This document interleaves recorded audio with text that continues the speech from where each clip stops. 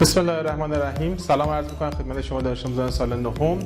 توی ریاضی نهم رسیدیم به فصل پنجم. فصل پنجم تشکیل شده از اتحادها و تجزیه که یکی از مباحث خیلی مهم ریاضی هستش که بچه‌ها اگر از همینجا در واقع خوب یاد بگیرید توی مباحث بعدی خیلی کمکتون میکنه. بسم الله الرحمن الرحیم. سلام عرض می‌کنم خدمت شما دانش آموزان سال نهم. فصل پنجم از ریاضی نهم مربوط میشه به چند جمله‌ای ها و عبارت های جبری. اولا اینکه ببینیم چند جمله‌ای به چی میگند و بعد سراغ درجه و اینا بریم و بعد هم بریم سراغ در واقع عبارت های جبری، ساده کردنشون و اتحادها و تجزیه ها. خب ببینید بچه‌ها، اولا اینکه چند جمله‌ای به چی میگن. ببینید مثلا یه عبارتی مثل 2x 2 به علاوه 3x، به این میگن یه عبارت دو جمله‌ای. نگاه کنید، این یک جمله، اینم دو جمله. یا اینکه مثلا یه مثال دیگه براتون میزنم، 3xy منهای 4ab به علاوه 3a، به این میگن یه عبارت یک دو سه جمله‌ای. یا اینکه مثلا نگاه کنید 3a5 به علاوه x6 منهای 4 به علاوه 2xy، به این میگن یه عبارت یک دو سه چهار جمله‌ای. پس این میشه چند جمله‌ای ها اینجوری، یعنی هر وقت جملاتی داشته باشیم که بینشون علامت در واقع جمع یا تفریق باشه، جملات رو از هم دیگه تفکیک میکنه. الان اینجا شد دو جمله و اینجا شد سه جمله. اما بچه ها ببینید، ما همین چند جمله‌ای هایی که داریم رو حالا میتونیم به صورت توان نزولی مرتبشون کنیم، به صورت توان نزولی. این توان نزولی رو به حالت استاندارد هم میگن اگر بخوای چند جمله‌ای رو استاندارد کنی باید به صورت توان نزولی بنویسی. یعنی چی؟ یعنی اینکه مثلا اینجا اگر ما بخوایم توان نزولی نسبت به x داشته باشیم، توان x باید بیشترین به کمترین بیاد. الان توان 2 بعد توان 1. خب اوکی، این کاملا الان درسته، یعنی 2x2 به علاوه 3x، این الان کاملا به صورت توان نزولی هستش. اما تو عبارت بعدی، مثلا یه عبارت من بهتون بگم، نگاه کنید، 3x به علاوه 4x2 منهای x6. الان من اگر بخوام اینو به صورت توان نزولی بنویسم، باید بنویسم چی؟ باید اول x6 رو بنویسم. اول اینه، پس میشه منفی x6 با علامتش مینویسم. دقت کنید، حتما هر جمله ای رو با علامتش باید بنویسم. میشه منفی x6 بعدی توان 2، بله، پس میشه به علاوه 4x2 بعدی هم به علاوه 3x. نگاه کنید الان توان رو، توان اول 6 بعد 2 و بعدم اینجا 1 شده به صورت توان نزولی. دو تا عبارت دیگه من مثال بزنم، مثلا 3x2 به علاوه 4xy منهای x5 به علاوه 2. الان این عبارت رو میگن نسبت به x به صورت توان نزولی بنویسید. یعنی این که به y هیچ کاری نداشته باش، فقط با x کار کن، فقط توانهای x برات مهمه. الان میشه اولین میشه چی؟ میشه منفی x5. خب بعدی به علاوه 3x2 به علاوه 3x2 به علاوه 4x y به علاوه 2. چرا 2 رو آخر نوشتم؟ بچه ها اگه دقت کنید، این 2 ضرب در x به توان 0 بوده که هر عدد به توان 0 میشه 1. پس وقتی یه عدد تنهاه، این عدد تنها متغیر داره ولی توان متغیرش 0 که میشه 1، دیگه نیازی به نوشتنش نداریم ما. یه عبارت دیگه مثال بزنم، منفی x2 y3 به علاوه 4x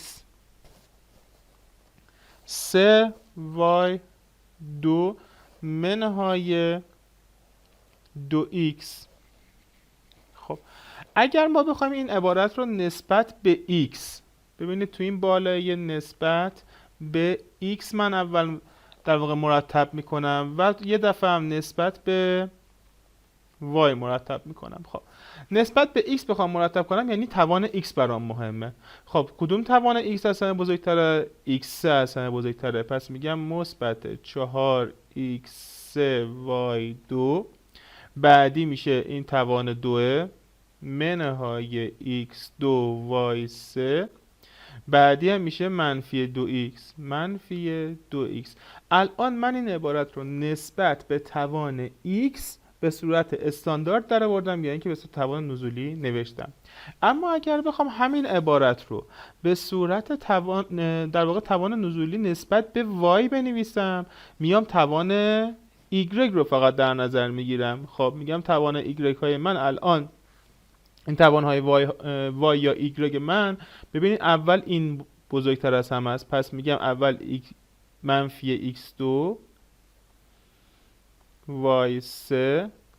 بعدی میشه این عبارت به علاوه 4x y2 منهای 2x اصلا هیچ توانی از y نداره. یعنی چی؟ یعنی اینکه اینجا y ما الان توانش چنده؟ توانش 0 بوده که شده 1 که دیگه نیازی به نوشتنش نداری. خب این تا اینجا. اما بریم یه مثال حل کنیم. سوال میگه عبارتهای جبری زیر را ساده کنید و سپس آنها را به صورت توانهای نزولی x مرتب کنید. خب اول عبارتهای جبری رو ساده کنیم. خب ما برای اینکه این عبارت‌ها رو ساده کنیم باید این عبارت‌ها رو بیایم تو اینا ضرب کنیم دیگه، درسته؟ 2x ضرب در 5x میشه چند؟ میشه 2 5 تا 10 تا 10x2. 2x ضرب در منفی 3 میشه منفی 2 3 تا 6 تا 6x. خب منهای بچه این منفی تو تک تک اینا ضرب میشه، قبول دارید؟ پس کل این پرانتز چیکار میکنه؟ قرینه میکنه. پس میگم منهای 10x2 منفی در منفی مثبت به علاوه 7x منفی در مثبت هم منفی منهای 1 مساویه. حالا نگاه کنید منفی 10x2 با منفی 10x2 با مثبت 10x2 ساده میشه. خب منفی 6x با مثبت 7x میشه چند x؟ میشه مثبت 1x منهای 1. خب الان شد x منهای 1. خب x منهای 1 الان به صورت توان نزولی هم مرتب هستش. اینجا توان x 1 و اینجا توان x 0 بوده که الان ننوشته. میریم بعدی. خب x2 ضرب در x چی میشه؟ میشه x3. x2 ضرب در 2 چی میشه؟ به علاوه 2x2. خب منهای x ضرب در x2 چی میشه؟ منفی در مثبت منفی x ضرب در x2 هم میشه x3 منفی در مثبت منفی منفی 4x مساوی. اینجا نگاه کنید x3 مثبت داریم، اینجا x3 منفی داریم بچه‌ها، پس این دوتا با هم دیگه ساده میشن. بله پس حالا عبارت چی میشه؟ میشه 2x2 منهای 4x. پس اینم با هم دیگه ساده شد و الان هم به صورت توان نزولی در واقع نوشته شده. میریم بعدی نگاه کنید، قشنگ دقت کنید. باید جمله اولیه رو تک تک تو عبارت در واقع پرانتز دوم ضرب کنم و همینطور بعد بیام جمله دومیه رو تک تک ضرب کنم. خب حالا جمله اولیه x2y ضرب در xy3 چی میشه؟ x2 ضرب در x میشه x3 y چند y چند y4 x2 منفی در مثبت اولا میشه منفی x2 ضرب در x2 میشه x4 y هم که می‌نویسیم x2 ضرب در x2y ضرب در 4y چی میشه؟ میشه به علاوه 4 اول عدد 4 یکی 4 تا بعد میشه x2 y2. خب حالا میریم سراغ عبارت بعدی. الان مثبت در مثبت مثبت، پس اینجا میگیم مثبت x ضرب در x میشه x2 y ضرب در y3 میشه y4 مثبت در منفی منفی x ضرب در x2 میشه x3 یه دونه y مثبت در مثبت مثبت x ضرب در x y ضرب در 4 y میشه 4xy2. حالا باید ببینیم الان عبارت متشابه داریم یا نه. اینجا x(y)4 داریم، x(y)4 باز جای دیگه داریم نداریم. y4y y4y هم نداریم. x2 y2 هم نداریم. xy هم که دیگه نداریم. xy2. خب اوکی، پس هیچ عبارتی با هم دیگه برابر نبود. حالا میایم چیکار میکنیم؟ میگیم آقا به صورت توان نزولی نسبت به x باید بنویسیم، یعنی بزرگترین توان x رو پیدا میکنیم. الان اینجا 3، اینجا 4، اینجا 2، اینجا هم 2، اینجا 3. خب پس توان بزرگه چنده؟ 4. پس میگیم اول منفی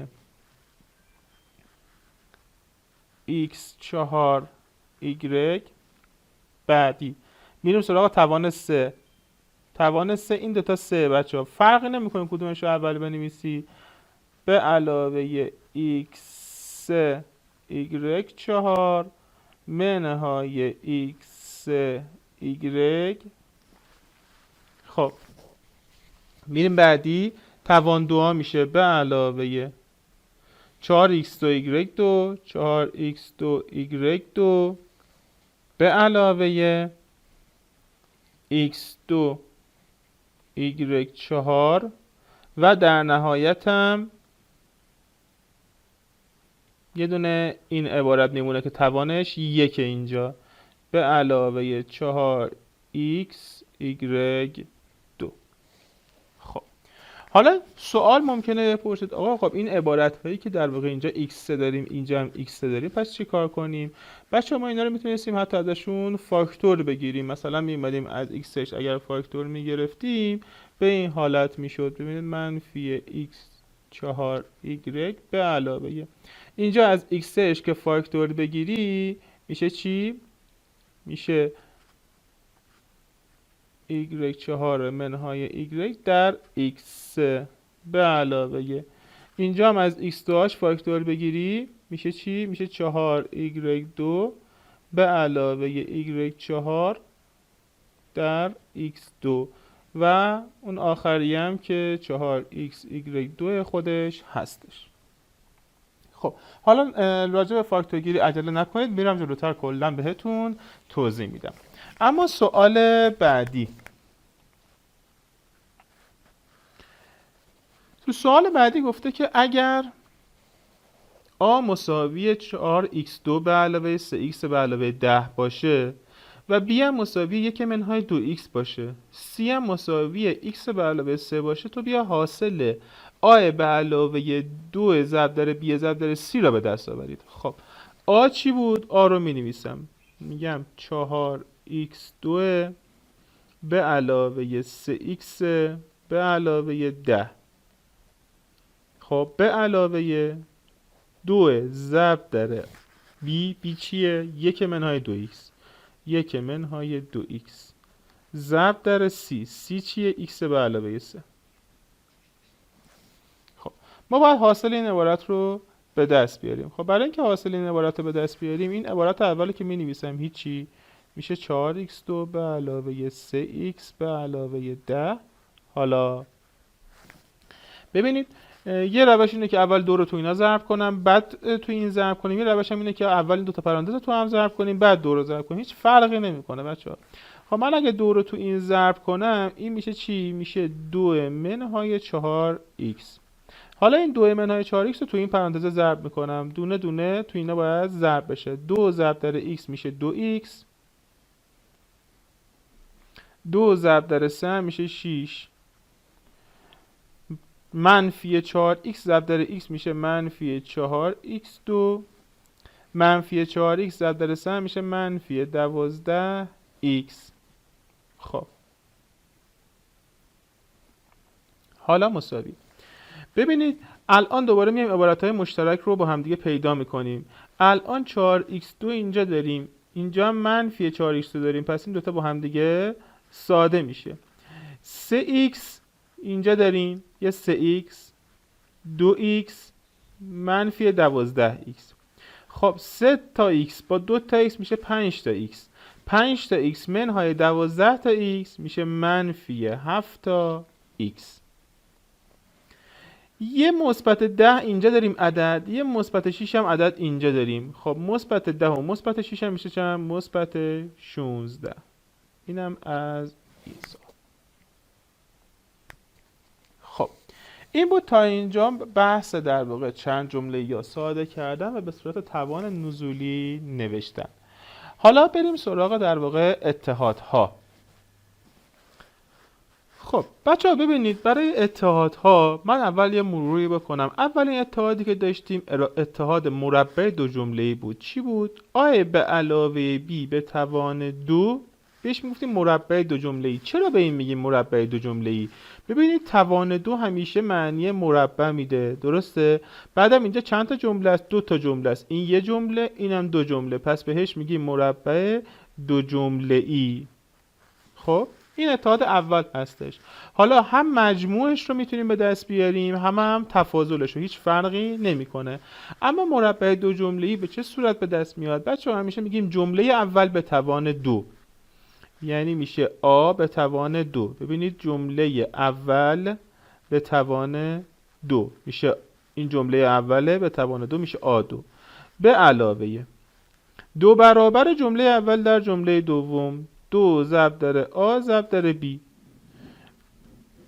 به علاوه 2 برابر جمله اول ضرب در جمله دوم به علاوه جمله دوم به توان 2، یعنی b به توان 2. اینجا هم براتون می نویسم جمله دوم به توان 2. حالا اگر این منفی باشه اینم میشه منفی، یعنی این شد مجموع و تفاضل مربعات مجموع و تفاضل در واقع دو جمله. وقتی میخوایم مربع مجموع و تفاضل دو جمله رو به دست بیاریم از این به دست میاریم. خب این اتحاد اول هستش. حالا یه چند تا مثال براتون حل کنم. مثلا 2x به علاوه 3 به توان 2. الان وقتی میخوایم اینو حل کنیم، خب میگیم جمله اول به توان 2 یعنی 2x به توان 2 به علاوه هستش، پس به علاوه میذارم 2 برابر جمله اول، این جمله اوله، 2x ضرب در جمله دوم، اینم جمله دومه، 3 به علاوه جمله دوم یعنی 3 به توان 2.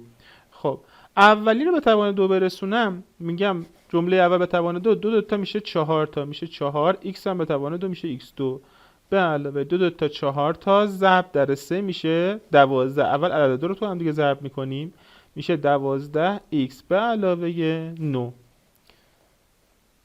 پس شد این اتحاد در واقع مربع دو جمله‌ای که یه بار دیگه میگم اولی به توان 2 به علاوه 2 برابر اولی در دومی به علاوه دومی به توان 2. اگر منفی بود میشه اولی به توان 2 منهای 2 برابر اولی در دومی به علاوه دومی به توان 2. بچه‌ها هم فرمول فارسیش رو یاد بگیرید در واقع و هم فرمول در واقع به زبان لاتینش رو یاد بگیرید که قشنگ تو حافظتون بمونه. یه مثال دیگه هم براتون حل کنم. مثلا x منهای 4 به توان 2، میگیم جمله اول به توان 2 میشه x2 منهای، چون منهاست منها میشه 2 برابر جمله اول در جمله دوم به علاوه جمله دوم به توان 2 یعنی 4 به توان 2. حالا میشه x2 منهای 2 4 تا 8x به علاوه 16. خب این از اتحاد مربع دو جمله‌ای. اما اتحاد بعدی چیه؟ اتحاد مزدوج. ببینید اتحاد مزدوج چجوری بود؟ میگفتیم آ به علاوه b در آ منهای b. هر وقت یه عبارتی رو اینجوری داشته باشیم که بینشون ضرب باشه، دو تا پرانتز باشه، بینشون ضرب باشه. ببین جملات اول دقیقاً با همدیگه برابرن. نگاه کن، این آ اینم آ. جملات دوم هم دقیقاً با همدیگه برابرن، جفتشون بیان. تنها چیزی که این وسط متفاوته این علامت وسطیه، یکیش جمع یکیش منها هستش. فرقی هم نمیکنه اولی جمع باشه یا دومی جمع باشه، یکیش باید منفی باشه یکیش باید مثبت باشه. به این اتحاد میگیم اتحاد مزدوج. چجوری حل میکنیم؟ میگیم جمله اول به توان 2 منهای جمله دوم به توان دو. اولی به توان دو منهای دومی به توان دو. جمله دوم به توان دو. یه مثال حل کنم براتون. مثلا میگیم آقا x منهای 3 در x به علاوه 3. این الان چجوری به دست میاد؟ میگیم جمله اول به توان دو یعنی x به توان دو منهای جمله دوم به توان دو 3 به توان دو که میشه چی؟ میشه x2 منهای 9. بچه این منفی که من دارم اینجا میگم منهای جمله دوم به توان دو، این مال خود فرموله دیگه، ما کاری به علامت ها نداریم. خب اما اتحاد بعدی اتحاد جمله مشترک. ببینید x به علاوه a در x به علاوه b. این اتحاد چه اتحادیه؟ اتحادیه که نیا کن تو دو تا پرانتزا یه جمله مشترکه، پس بهش میگیم اتحاد یک جمله مشترک. خب حالا فرمولش چجوریه؟ میگیم جمله مشترک به توان دو. جمله مشترک چیه؟ الان x به توان دو، پس جمله مشترک به توان دو به علاوه مجموع جملات غیر مشترک. مجموع جملات غیر مشترک یعنی آ به علاوه b در جمله مشترک، پس به علاوه جمع جملات غیر مشترک در جمله مشترک و به علاوه حاصل ضرب جملات غیر مشترک، یعنی اینجا میشه آ ضرب در b به علاوه ضرب غیر مشترک ها. خب حالا یه مثال حل کنیم. مثلا میگه آقا x به علاوه 2 در x به علاوه 3 مساوی. جمله مشترک چیه؟ x به توان 2 میشه x2 به علاوه جمع این غیر مشترک ها 2 و 3 با هم دیگه میشه 5 5x در جمله مشترک که x به علاوه ضربشون 2 3 تا 6 تا. یکی دیگه حل کنم براتون. مثلا x منهای 2 در x به علاوه 3. این چجوری حل میشه؟ ببینید بازم میگم جمله مشترک ها به توان 2 یعنی x به توان 2 به علاوه جمع جملات غیر مشترک. خب این الان منفی 2، این مثبت 3. مثبت 3 با منفی 2 مثبت 3 منهای 2 میشه مثبت 1. درسته؟ پس میشه مثبت 1 در جمله مشترک که x. حالا ضربشون منفی 2 ضرب در مثبت 3 منفی در مثبت میشه منفی 2 3 تا هم میشه 6 تا. پس شد x2 به علاوه x منهای 6. اینم از اتحاد یک جمله مشترک. خب حالا بچه دو تا اتحاد دیگه هم هست، من بهتون میگم. امکان داره در واقع توی مدارس بهتون گفته باشن. اگر که گفتن که خب بیشتر یاد میگیرید، اگرم نه که در واقع یه مقدمه‌ای میشه برای اینکه توی سالهای بعدی بتونید بخونید. اتحادی که هستش اولی اتحاد در واقع مکعب دو جمله‌ای هستش. آ به علاوه b قبلا به توان 2 بود، حالا به توان 3 هم هستش. به این میگن اتحاد مکعب دو جمله‌ای. بچه‌ها چرا مکعب دو جمله‌ای؟ چون توان 3 مکعب دو جمله‌ای. این چجوری به دست میاد؟ بچه‌ها این میشه اولی به توان 3 به علاوه یعنی در واقع آ3 به علاوه 3a2b به علاوه 3ab2 به علاوه b3. اولی به توان 3 به علاوه 3 برابر اولی به توان 2 در دومی به علاوه 3 برابر اولی در دومی به توان 2 به علاوه دومی به توان 3. که همین فرمول رو اینجوری یاد بگیرید خیلی براتون راحت تره. a3 به علاوه 3a2b به علاوه 3ab2 به علاوه b3. و اما اتحاد بعدی هم میشه در واقع مربع سه جمله‌ای. a به علاوه b به علاوه c به توان 2. این چیه؟ مربع چند تا جمله است بچه‌ها؟ 3 تا جمله است، پس میشه سه جمله ای. اینم اول میایم تک تک دونه دونه به توان 2 میرسونیم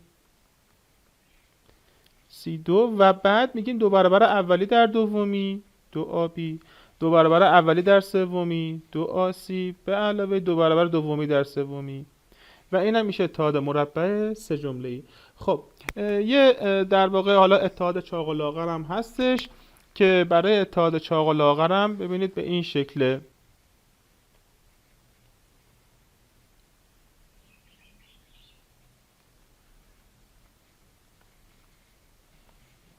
به این اتحاد هم میگن اتحاد چاق و لاغر. حالا وقتی که به این شکل باشه چجوری به دست میاد؟ میگیم آقا اولی به توان 3 آ به توان 3 به علاوه دومی به توان 3 بی به توان 3 که اگر این منفی باشه و این مثبت باشه اینجا اون وقت جوابمون منفی میشه. ما نگاه به این علامت میکنیم که اونجا جواب میدیم. خب. اما بریم یه چند تا مثال حل کنیم ببینیم که به چه صورت هستش. طرف دیگر عبارت‌های زیرا با استفاده از اتحادها به دست آورید. ما باید با استفاده از اتحادها اینا رو حل کنیم. خب این الان نگاه کنید مربع دو تا جمله است. پس میگم جمله اول به توان 2 3A2 کلا به توان 2 به علاوه 2 برابر جمله اول در جمله دوم به علاوه جمله دوم به توان 2. خب چی میشه حالا؟ 3A2 به توان 2 3 به توان 2 میشه 9 A2 به توان 2 هم میشه A4 به علاوه. خب اول عددا رو تو هم دیگه ضرب میکنم. 2 3 تا 6 تا 6 تا هم 36 تا A3 A2 اینجاست A هم اینجاست پس میشه A3 به علاوه 6 به توان 2 میشه 36 A هم به توان 2 که میشه A2. این شد جواب اولی. خب بریم بعدی. x به علاوه 2y به توان 2 بازم دوباره مربع دو تا جمله است. میشه اولی به توان 2 به علاوه 2 برابر اولی در دومی به علاوه دومی به توان 2. خب میشه x2 به علاوه 2 تا 4 تا 4xy به علاوه 2 به توان 2 هم میشه 4y2. بعدی دوباره مربع دو جمله‌ایه ولی این دفعه تفاضل باید حواسمون جمع باشه. پس میگیم آقا 5x به توان 2 اولی به توان 2 منهای 2 برابر جمله اول دوباره در جمله دوم به علاوه جمله دوم به توان 2. اولی به توان 2 5 به توان 2 میشه 25x2 منهای 2 5 تا 10 تا میشه 10 x یک اینجاست یه دونه هم اینجاست میشه x2 y2 به علاوه x به توان 2 y به توان 4. اما بعدی باز هم مربع تفاضل در واقع دو جمله‌ایه. میشه اولی به توان 2 5x کلا به توان 2 به منهای 2 برابر اولی در دومی y نداره به علاوه دومی به توان 2. خب مساویه 5 به توان 2 میشه 25x2 منهای 2 5 تا 10 تا 10 ضرب در 1 سوم میشه 10 سوم x به علاوه 1 سوم به توان 2 هم میشه 1 نهم. خب این تا اینجا. اما اتحادهای بعدی رو دقت کنید. ببینید الان شد دو تا پرانتز. تو قبلی ها یه دونه پرانتز بود توان 2 داشت میگفتیم مربع دو جمله‌ای. وقتی دو تا پرانتز شده دقت عبارت اولی رو نگاه کن این 2x اینم 2x دومی ها رو نگاه کن این 3 این 5 با همدیگه یکی نیستند. اگر یکی بودن چی میشد؟ مثل این نگاه کن این 3 اینم 3 دومی ها رو نگاه کن این 5x اینم 5x. تنها چیزی که متفاوته این وسط چیه؟ این مثبت این منفیه. پس این اتحاد مزدوجه. میگیم اولی به توان 2 3 به توان 2 منهای 5x به توان 2. خب میشه 9 منهای 25x2. این اتحاد مزدوجه. الان پایینی رو هم نگاه کنید دقیقاً یکی هن. این 7x اینم 7x این 5y تنها چیزی که متفاوته اینجاست این مثبت اینم منفیه. پس میگیم 7x به توان 2 منهای 5y به توان 2 که 7 به توان 2 میشه 49x2 منهای 25y2. اما این چه اتحادی بود؟ ببینید یه جملهش مشترکه. اینجا اگه دقت کنیم می‌بینی یه جملهش مشترکه، اینا مشترک نیستن، این 3 این 5. خب این دوتا مشترک نیستن، اما یه جمله مشترکه. خب وقتی یه جمله مشترکه پس میشه اتحاد یک جمله مشترک. پس جمله مشترک به توان 2 طبق فرمولا عمل میکنم. به علاوه مجموع جملات غیر مشترک به علاوه مجموع جملات غیر مشترک منفی 3 به علاوه 5 میشه چند؟ منفی 3 به علاوه 5 میشه مثبت 2 در جمله مشترک 2x به علاوه حاصل ضرب غیر مشترک ها منفی در مثبت منفی 3 5 تا میشه 15 تا. پس جواب میشه 4x2 به علاوه 4x منهای 15. بعدی رو دقت کنیم. ببینید این 4x داره، اینجا هم 4x داریم، این 4x این هم 4x. خب اینجا y2z داریم، اینجا هم y2z داریم. پس جملات دقیقاً لنگه همدیگن اما جابجوان. ببین علامت ها هم این وسط فرق میکنه. خب اما نکته‌ای که وجود داره بچه این جملات جابجا شدن. هیچ کدوم ببین این اولی 4x اما اینجا دومی 4x. پس من باید بیام اینا رو منظمشون کنم. یعنی اینا چجوری بودن؟ بوده 4x منهای y2z. من این یکی چون جفتش مثبته میتونم جابجا کنم دیگه. میگم آقا 4x به علاوه y2z. الان چه اتحادی شد؟ شد مزدوج. پس میگم جمله اول به توان 2 4x به توان 2 منهای جمله دوم یعنی y2z به توان 2 که 4x به توان 2 میشه 16x2 منهای y4z 2. اما بعدی ها ببینید اینجا دوباره الان فقط یه جمله مشترک داریم. پس میگیم جمله مشترک به توان 2 به علاوه مجموع جملات غیر مشترک مثبت 3 و منفی 4 میشن چند؟ میشه منفی 1. پس اینجا به جای مثبت باید بنویسم منفی 1 در جمله مشترک 2x. حالا منفی 4 ضرب در مثبت 3 ضرب جملات غیر مشترک بود دیگه. 3 4 تا 12 تا منفی مساویه میشه 4x2 منهای 2x منهای 12.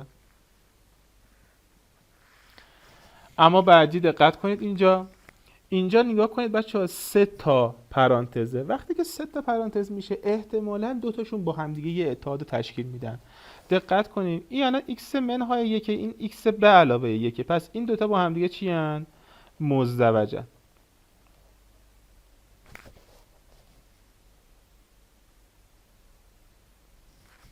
خب پس میگم اولی به توان 2 منهای دومی به توان 2 x2 منهای 1 میشه جواب این.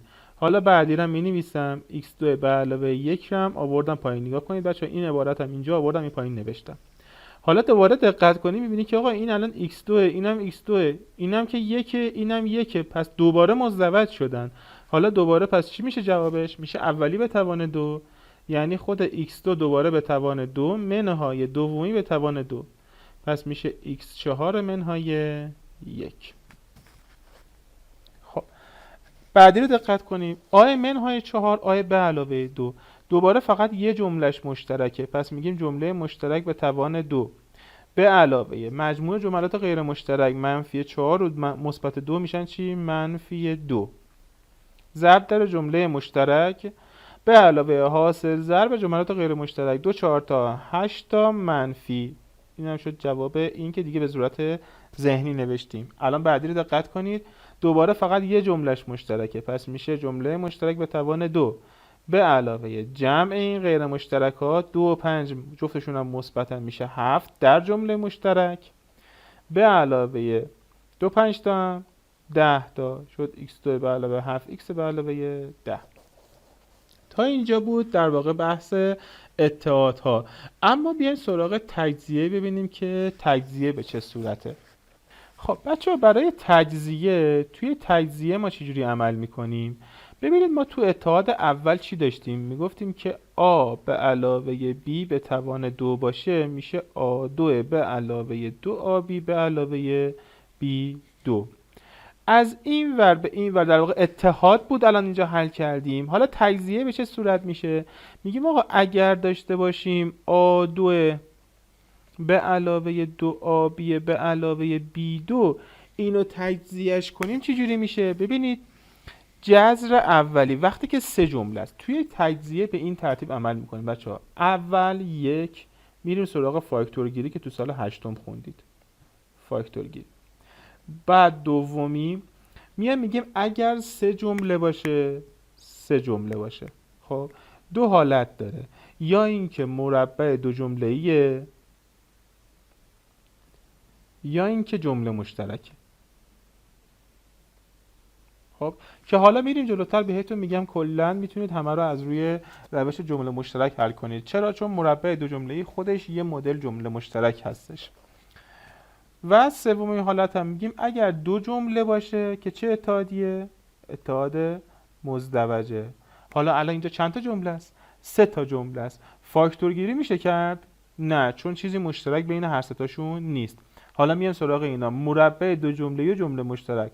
اول جمله مشترک رو میخوام تشخیص بدم. برای جمله مشترک به این ترتیب عمل میکنیم. میگیم آقا 3 تا جمله است، باید 2 تاش جذر داشته باشه. جذر اولی میشه A، جذر آخریه میشه B. خب حالا مربع دو جمله‌ای چی بود؟ میگفت 2 برابر اولی در دومی باید باشه. ببینیم هست 2 برابر اولی یعنی ضرب در A ضرب در دومی ضرب در B باید اینجا باشه. هستش؟ این میشه 2AB، پس اینجا هستش. بله، علامتش چیه؟ مثبت. پس میگیم A به علاوه B به توان 2 شد. A به علاوه B به توان 2. یکی دیگه حل کنم. ببینید مثلا میگم A2 به علاوه مثلا 2A به علاوه 4A به علاوه 4. اینو تجزیه کنیم. ببینید جذر اولی میشه A، جذر آخری میشه 2. 2 برابر اولی در دومی وجود داره، این میشه 4A دیگه. 4A اینجا هستش؟ بله هستش. علامتش چیه؟ مثبت. پس میشه A به علاوه 2 به توان 2. A به علاوه 2 به توان 2. آقا همیشه مثبت؟ نه، منفی هم میتونه باشه. چجوری میتونه منفی باشه؟ ببینید بچه ها اگر این الان منفی بود، اگر این منفی بودش میگفتیم علامتش منفیه. حالا که منفی هستش پس اینم منفی میشه و اینجا هم منفی میشه. خب این تجزیه در واقع اتحاد مربع دو جمله‌ای، یعنی برعکس میشه دیگه. تجزیه خلاف اتحاده. حالا بریم برای اتحاد بعدی. ببینید توی مزدوج، حالا من الان جمله مشترک رو بهتون میگم. توی جمله مشترک میگفتیم x به علاوه a در x به علاوه b جواب میشه x2 به علاوه a به علاوه b در x به علاوه a ضرب در b. درسته؟ یعنی اینجا جمع بود، اینجا ضرب بود.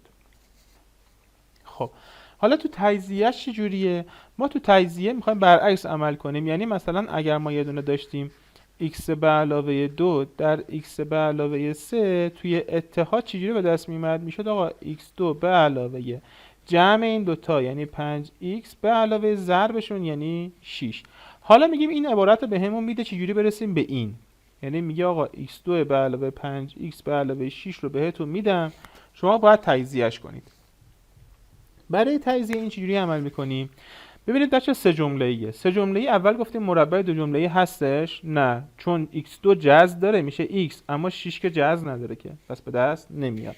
ضمناً تازه 2 برابر اولی در دومی هم 5 نمیشه. حالا بگیم مثلا بگیم x 6 رو بگیم رادیکال 6، 2 ضرب در رادیکال 6 که 5 نمیشه که، پس این مربع دو جمله‌ای نیستش. میریم سراغ جمله مشترک.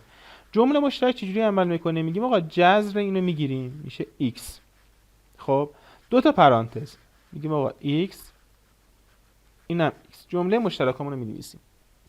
حالا میگیم 2 تا عدد میخوایم که ضربشون بشه مثبت 6 و جمعشون بشه مثبت 5. چرا اینجوریه؟ چون اینجا اینجوری بود. نیا کن تو فرمول جمع و ضرب بود. پس میگیم دو تا عدد میخوایم که ضربشون باید بشه مثبت 6 و جمعشون باید بشه مثبت 5. خب چه عددی میشن؟ 2 و 3 میشن 5 دیگه. 2 و 3 جفتشونم مثبت. یه مثال دیگه، الان x2 منهای x منهای 6. دوباره الان نگاه کنید، میشه دو تا پرانتز میکشیم، جذر اولیه رو گرفتم شده x، پس جمله مشترک میشه x. حالا میگم دو تا عدد میخوام ضربشون بشه منفی 6، جمعشون بشه چند؟ منفی 1. بچه اینا رو حواستون باشه، این منفی 1. چه اعدادی ضربشون میشه منفی 6؟ مثلا 2 3 تا میشه 6 تا. پس میگم آقا یکیش 2، یکیش هم 3. اما چه مدلی جمع اینا میشه منفی 1؟ وقتی که بچه ضربشون منفیه، پس یکی منفی یکی مثبته. درسته؟ حالا کدوم منفی کدوم مثبته؟ همیشه علامت جمع علامت عدد بزرگه رو مشخص میکنه. یعنی وقتی اینجا منفیه، پس این میشه منفی، این میشه مثبت. اما برای اتحاد مزدوج چجوری تجزیه میکنیم؟ تو اتحاد مزدوج که میگفتیم چی بود؟ گفتیم اگر باشه a به علاوه b در a منهای b، جواب میشه a2 منهای b2. حالا اگر بهمون بدن a2 منهای b2 چجوری برسیم به اون عبارت؟ میگیم آقا چون دو جمله است، اولا وقتی دو جمله بود دو حالت بیشتر نداره، یا فاکتور گیریه یا مزدوجه. خب الان عبارت در واقع مشابه که نداره که بتونیم فاکتور بگیریم، پس هیچی. پس میریم سراغ مزدوج. برای مزدوج میگیم جذر جفتشون رو میگیریم. بچه‌ها حواستون جمع باشه، هم باید جفتشون به توان 2 رسیده باشن، هم باید بینشون منفی باشه. تنها در این صورت هستش که میتونیم مزدوج حل کنیم. خب میگیم جذر اولی میشه چند؟ a. جذر دومی میشه چی؟ b. حالا میگیم آقا جذر رو با دست برده، میگیم یه دفعه جمعشون a به علاوه b، یه دفعه هم کمشون a منهای b. اینا شد همین.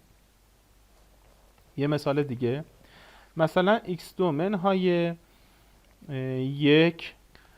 میگیم آقا جذر اولی میشه چی؟ x. جذر دومی میشه چی؟ 1. خب میگیم یه دفعه جمعشون x به علاوه 1، یه دفعه هم کمشون x منهای 1. این هم بود در واقع تجزیه اتحاد مزدوج. حالا بریم یه چند تا مثال حل کنیم. چند جمله‌ای های زیر را تجزیه کنید. ببینید بچه‌ها اینجا دیگه در واقع متفاوته، همه چی با هم دیگه قاطی و ما باید تشخیص بدیم که کدوم عبارت مربوط به کدوم در واقع اتحاد هستش و ما تجزیه کنیم. الان x2 منهای 5x به علاوه 6 سه جمله‌ای گفتم که اگر فاکتور گیری بود که فاکتور میگیریم، اگر نبود یا مربع یا جمله مشترکه. دقت کنید مربع که نیست. چرا؟ چون اینجا جذر 6 نداریم. پس میریم جمله مشترک، میگم آقا دو تا پرانتز باز میکنم، جذر اولیه میشه x، دو تا پرانتز باز میکنیم x. حالا میگم دو تا عدد میخوام ضربشون بشه 6، جمعشون بشه منفی 5، میشه 2 و 3 دیگه. درسته؟ 2 و 3. اما هر دوتاشون ببینید باید هم علامت بشن تا بشه مثبت. درسته؟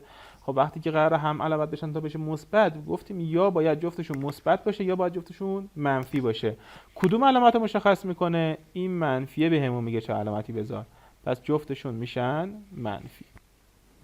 بعدی رو دقت کن، دوباره جذر این میشه a، پس میگم a پرانتز دوباره اینم a. این میشه جمعشون باشه، اینم ضربشون باشه، پس میشه a به علاوه 2 a به علاوه 3. این یکی رو دقت کنید، دو جمله‌ایه. خب دو جمله‌ای گفتم آقا یا فاکتور گیریه یا مزدوجه. خب ببینید دقت کنید، میشه چیزی فاکتور گرفت؟ بله میشه فاکتور گرفت. از چی میتونم فاکتور بگیرم؟ از 2b میتونم فاکتور بگیرم. میگم 2b. خب فاکتور گیری چجوری بود؟ اومدیم جمله مشترک بین همه جملات رو انتخاب میکردیم. ببینید الان هر دوتای این جملات 2 دارن، هر دوتاشون هم b دارن، یعنی متغیر با کمترین توان. الان توان این 1، توان این 3. پس من از 2b میتونم فاکتور بگیرم.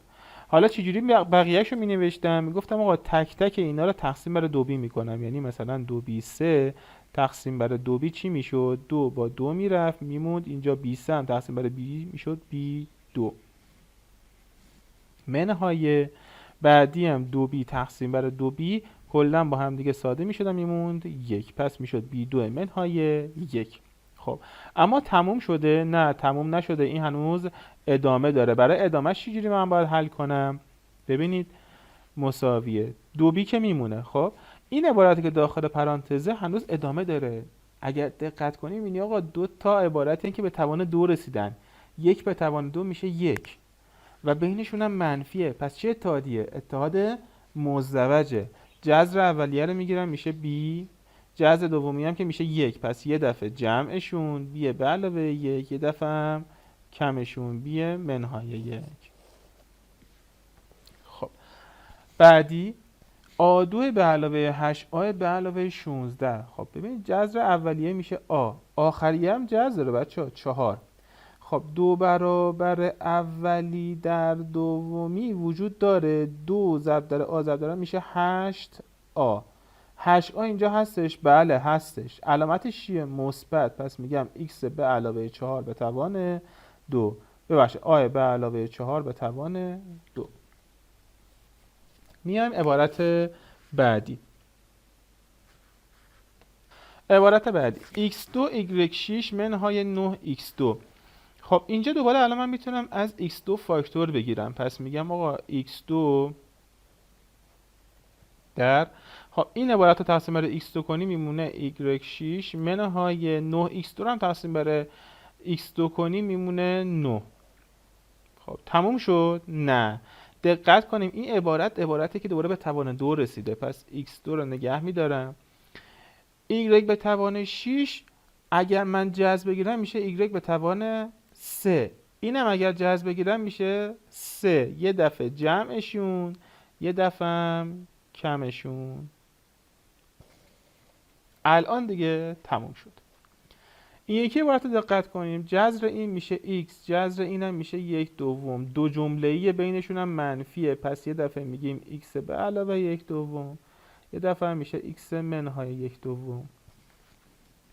این یکی رو دقت کنید، الان جذر این میشه x2، جذر اینم میشه y2، پس یه دفعه جمع میکنیم اینا رو با هم دیگه، یه دفعه هم از هم دیگه کم میکنیم. خب تموم شد؟ نه تموم نشده. بچه‌ها دقت کنید، بعضی وقتا توی تجزیه چند تا عبارت رو باید با هم دیگه تجزیه کنید. خب الان دوباره یه مرحله دیگه داره، مرحله بعدش چیه؟ این عبارت اینجاست، ما باید به این دقت کنیم، هنوز به توان 2 و بینشون هم منفیه، پس دوباره خود این یه اتحاد مزدوجه. پس اولیه رو می نویسم x2 به علاوه y2، دومیه چی میشه؟ جذر این چی میشه؟ میشه x، جذر این چی میشه؟ میشه y، پس یه دفعه جمع میکنم و یه دفعه هم از هم دیگه کم میکنم. این یکی عبارت چی؟ دقت کنید بچه. ببین الان اینجا یه پرانتزیه که به توان 2 رسیده و اینجا منهای دوباره یه چیزی به توان 2، پس یعنی چه اتحادیه؟ اگر دقت کنیم ببینید اگه من اینو بگیرم یه جمله، این یه جمله است به توان 2 منهای یه جمله دیگه به توان 2، پس مزدوجه. جذر این چی میشه؟ میشه x2 به علاوه 5x، این جذرشه دیگه. جذر این چی میشه؟ میشه 6، درسته؟ پس یه دفعه جمع اینا، یه دفعه هم تفاضلشون x2 به علاوه 5x منهای 6. حالا تموم شد. ببینیم یعنی یه اتحاد دیگه این ساده تر نمیشه؟ چرا میشه بچه ها؟ این چه اتحادیه؟ این جمله مشترکه، پس خود اینو من دوباره میتونم هم تجزیه کنم. میگم آقا جذر اینو میگیرم میشه x، پس میشه x دو تا پرانتز، دو تا عدد میخوام ضربشون بشه 6، جمعشون هم بشه 5، پس x به علاوه 2 x به علاوه 3. این یکی چی؟ این یکی هم میتونم بنویسم، دقت کنیم، من جذر اینو میگیرم آقا x دو تا پرانتز، دو تا عدد میخوام ضربشون بشه منفی 6، جمعشون بشه مثبت 5. خب وقتی که بخواد ضربشون بشه منفی 6، پس یکیش باید منفی باشه یکیش باید مثبت باشه، اما جمعشون هم باید بشه مثبت 5. خب بچه چه عددی رو تو هم دیگه ضرب کنیم میشه 6؟ ببینید یه دونه 2 ستا رو میتونیم ضرب کنیم بشه 6، یه دونه هم 6 یکی رو میتونیم ضرب کنیم بشه 6. خب پس من 2 ستا که بذارم که وقتی یکیش منفی باشه که مثبت که به هیچ وجه 5 نمیشه. پس 6 یکی رو میذارم 6، اینم 1. حالا گفتم که این علامت در واقع علامت 5 میاد چیکار میکنه؟ نشون میده که علامت عدد بزرگه چنده. عدد بزرگه ببین یا باید یکیش باید منفی باشه که مثبت دیگه، چون اینجا منفیه. خب عدد بزرگه مثبته، x به علاوه 6، اینم x منهای 1. اینم شد جواب این قسمت. خب. اما یه سوال خیلی مهمی که معمولا تو امتحانا میاد اینه که حاصل عبارات زیر را به کمک اتحادها به دست آورید. الان مثلا بهتون میگه 98 به توان 2. بچه برای اینکه 98 رو به توان 2 برسونیم به کمک اتحاد، ما میایم یه عدد رند پیدا میکنیم اینجا هولوش 98 چیه؟ 100. میگیم آقا میتونیم به جای اینکه بنویسیم 98 به توان 2 بگیم 100 به توان 100 منهای 2 به توان 2. خب ببینید حالا چیکار انجام میدیم؟ میگیم الان مربع دو جمله، دوباره میگیم جمله اول به توان 2 منهای 2 برابر جمله اول در جمله دوم به علاوه جمله دوم به توان 2.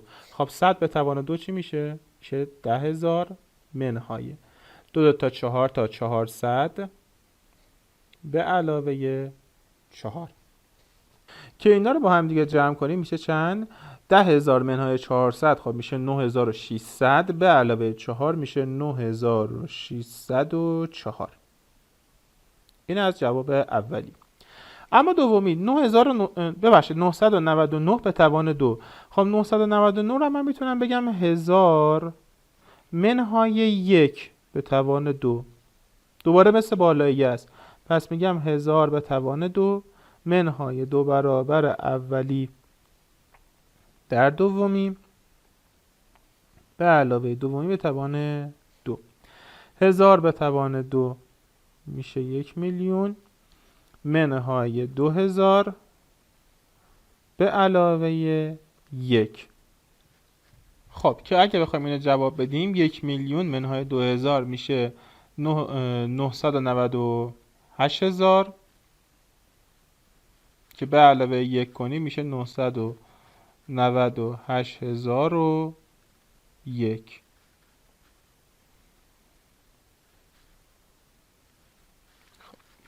اما عبارت بعدی نگاه کنید 102 ضرب داره 98. بچه توی این مواقع که در واقع دو تا عبارت دارن تو هم دیگه ضرب میشن عدد وسط رو پیدا کنید. الان نگاه کنید اینجا 102 شده 100 به علاوه 2 میتونه باشه و 98 هم میتونه باشه 100 منهای 2. خب الان چه اتحادیه؟ اتحاد مزدوجه. میگم آقا جمله اول به توان 2 100 به توان 2 منهای جمله دوم که 2 به توان 2. خب 100 به توان 2 میشه 10,000 منهای 2 به توان 2 هم 4. جواب میشه 9996. عبارت بعدی رو دوباره دقت کنید. میشه 200 به علاوه 1. من 201 رو می نویسم 200 به علاوه 1 ضرب داره 199 هم می نویسم 200 منهای 1. خب میشه دوباره اتحاد مزدوج 200 به توان 2 منهای 1 به توان 2. 200 به توان 2 میشه 40,000 منهای 1 به توان 2 هم که میشه 1. خب میشه 39,999. خب ببینید بچه توی نامعادله با معادله زیاد فرقی نمیکنه. ببینید ما تو معادله چجوری حل میکردیم؟ مثلا میگفتیم آقا اگر 3x به علاوه مثلا 6 باشه مساوی 0، الان میگیم آقا معلوم یه طرف مجهول یه طرف، یعنی 3x مساوی 6 رو میبردیم اونور میشد منفی 6. بعد میگفتیم x برابر با منفی 6 تقسیم بر 3 که جواب میشه چند؟ میشد منفی 2. بعد رو محورم که میخواستیم نشون بدیم میگفتیم اگر این 0 باشه 1 منفی 1 منفی 2 جواب میشه این قسمت، جواب میشه منفی 2. درسته؟ این برای زمانی بود که میخواستیم معادله حل کنیم. اما برای نامعادله چی جوریه؟ نگاه کنید مثلا همین 3x منهای 6 مساوی دیگه اینجا به جای مساوی نامساوی میذاریم، یعنی یا بزرگتره. ببینید قبلا تو معادله مساوی بود، اما تو نامعادله از عبارتهای بزرگتر، کوچیکتر، بزرگتر مساوی و کوچیکتر مساوی استفاده میکنن. خب یعنی دیگه عبارت دقیقاً خود دو یا خود منفی دو نیستش، اینجا خود منفی دو میشد ولی دیگه تو نامعادله دقیقاً منفی دو نمیشه. حل کنیم این عبارت الان دقیقاً مثل معادله حل میشه، یعنی میگیم معلوم یه طرف مجهول یه طرف. الان 3x این منفی 6 بره اونور میشه مثبت 6 بزرگتر از مثبت 6، بعد x بزرگتر از مثبت 6 تقسیم بر 3 که یعنی x بزرگتر از 2. درسته؟ خب نگاه کنید این اگر صفر باشه 1 2 3 1 2 3. x بزرگتر از 2 باشه، ببینید 2 و بزرگتر از 2 میره به سمت راست، بزرگتر از 2. خب نکته‌ای که وجود داره بچه‌ها نگاه کنید، چون که اینجا مساوی نداره من اینو تو خالی میکشم، پس این دایره‌مو تو خالی میکشم. اگر مساوی داشت، ببینید مثلا اگر بود x بزرگتر مساوی 2، وقتی که میخواستم بکشم اگر اینجا 2 بود میگفتم آقا تو پر، بعد به سمت راست میکشم. اما حالا که مساوی نداره پس تو خالی میکشم. این تو پر و تو خالی یعنی چی؟ یعنی این که ببین وقتی که میگه x بزرگتر مساوی 2 یعنی هم 2 جوابه هم بزرگتر از 2 جوابه، یعنی هم خود 2 قابل قبوله هم همه عددهایی که بزرگتر از 2 هستن، یعنی همه عددهای حقیقی که بزرگتر از 2 هستن. اما وقتی میگه x بزرگتر از 2 دیگه مساوی نداره، یعنی آقا خود 2 قابل قبول نیست، فقط عددهای حقیقی بزرگتر از 2 جواب ما میتونن باشن. این تا اینجا. یه مثال دیگه حل کنیم. ببینید مثلا همین 3x منهای 6 دفعه مثلا بزرگتر از 0. دوباره 3x این دفعه قبلی منها بود، این دفعه میگیم مثبت. حالا این 6 میره اونور میشه بزرگتر از منفی 6، بعد میشه x بزرگتر از منفی 6 سوم، یعنی x بزرگتر از منفی 2.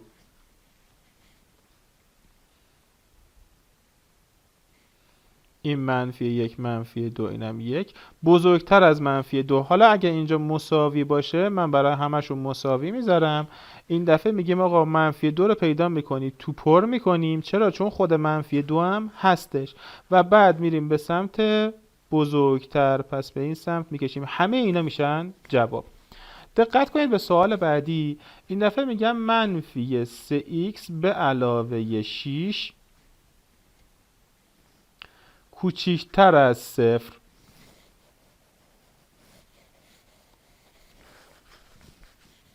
اینجا رو دقت کنید. ببینید منفی 3x دوباره معلوم یه طرف مجهول یه طرف، منفی 3x کوچیکتر از مثبت 6 بره اونور میشه منفی 6. خب حالا x دقت، نکته‌ای که وجود داره اینجا بچه‌ها توی نامعادله هر وقت علامت مجهول منفی بود، ببین من فقط به علامت ضریب مجهول کار دارم، به این طرف تساوی کاری ندارم. هر وقت علامت ضریب مجهول منفی بود یا خود علامت مجهول منفی بود، این علامت ما برمیگرده، برعکس میشه. یعنی الان اینجا کوچیک‌تره، باز دوباره میشه بزرگتر از منفی 6 تقسیم بر منفی 3، پس میشه x بزرگتر از 2.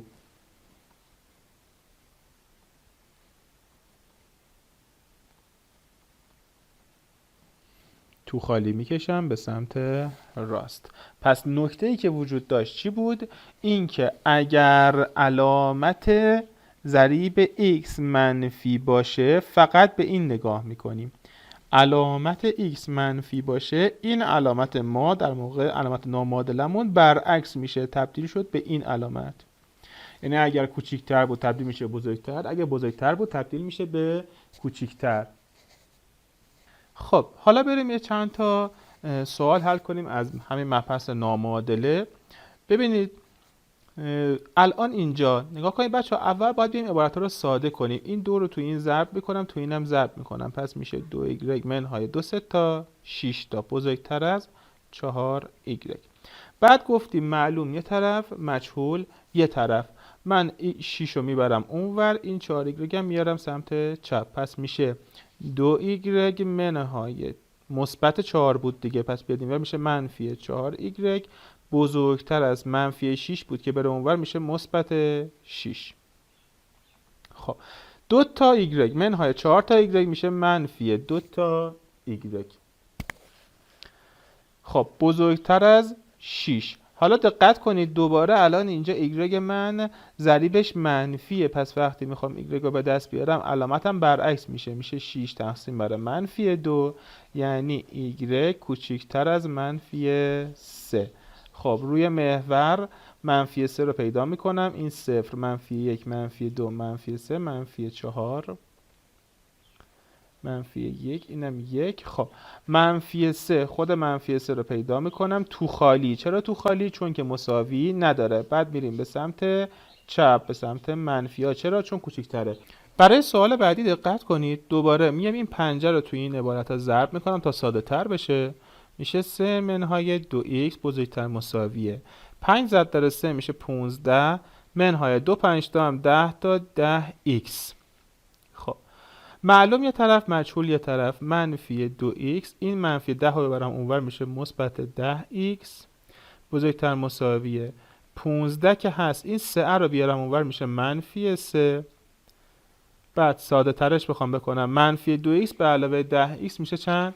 میشه مثبت 8x بزرگتر مساویه 15 منهای 3 میشه چند؟ 12. x بزرگتر مساویه با 12 هشتم. خب 12 هشتم ساده تر میشه x بزرگتر مساوی جفتشون به 4 میخورن دیگه، درسته؟